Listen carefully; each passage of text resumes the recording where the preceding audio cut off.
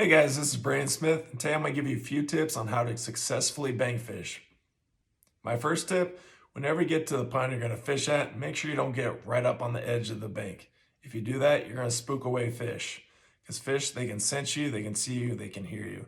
So what you want to do is you want to stand a few feet away from the bank, make a few casts from there, and I guarantee you're going to land more fish because you're going to get some of those fish that are laying in that shallow cover area that was right by the edge of the bank.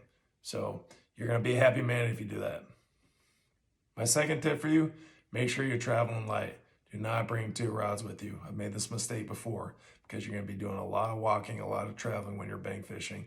And the last thing you're going to have to do is keep picking up and putting down a rod every time you change spots. It's a pain in the neck. Don't do it. So make sure you get yourself a nice multi-purpose rod. I like using a 7'3" medium heavy rod. It's great for throwing a bunch of different presentations and throwing a bunch of different lures out there. And also, in terms of traveling light, bring a small backpack with you. Don't bring a bunch of trays of different lures, like in different assortments. Just bring yourself a few confidence baits, and that's all you need. And in terms of terminal tackle, I really like the Plano Edge terminal kit. See, the reason I like this is because you can take these compartments out. So for instance, if I'm doing a lot of Texas rigs, I'm just gonna bring my 3-aught EWG hook compartment out. And that's all I need to bring.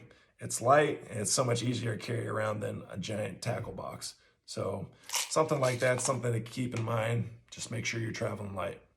My third tip, don't throw big, flashy, noisy lures. It doesn't look natural. You're not gonna throw the same thing you throw in a lake versus a pond. So keep that in mind. Something big, flashy, noisy is gonna spook away fish every time. So get something that's a little bit more downsized in presentation and a little bit more subtle noise-wise. So bring some soft plastics. Those always work in the pond setting. And if you're gonna throw crankbaits or jerkbaits or anything like that, make sure it's a downsized presentation. My fourth tip, make sure you're targeting areas with cover or shade. You want to target areas with cover because it's great protection for bass. Also, it's where their main food source hides. So you're gonna find a lot of bait fish in that cover, and that's where the bass are gonna hang out for a majority of the time.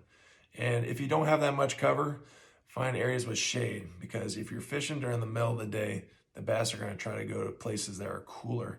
So they're going to find those shady spots, and that's where you're going to be located most of the time. So if you target those areas, you're going to have a higher percentage of finding the bass. So now I'm going to be talking about a few of my favorite lures I like to throw when I'm bank fishing.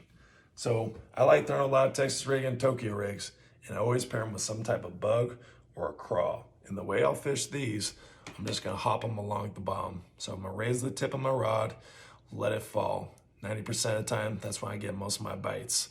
The reason is, on the fall, these claws are gonna start kicking and they're gonna move a lot of water. It's gonna get the bass's attention and they're gonna swoop it up.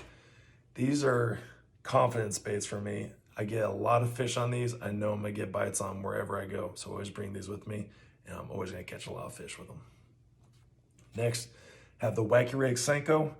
Love the Wacky Rig Senko, like I've told y'all before, just the way it moves through the water and it quivers on the fall. Throw it around some cover, throw it around a bass bed. It's gonna get bit 100% of the time. I'm just saying, this thing will catch you a lot of fish. Doesn't look like much.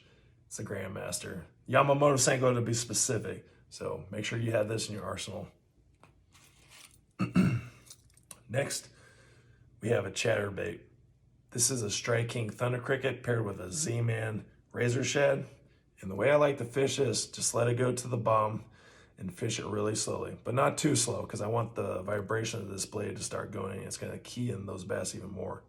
And when I'm working on the bottom, this blade's also gonna kick up a lot of dirt, and this bait's gonna be nose down. It's gonna kick up like so, like a feeding bait fish, and the bass are gonna swoop this up a lot.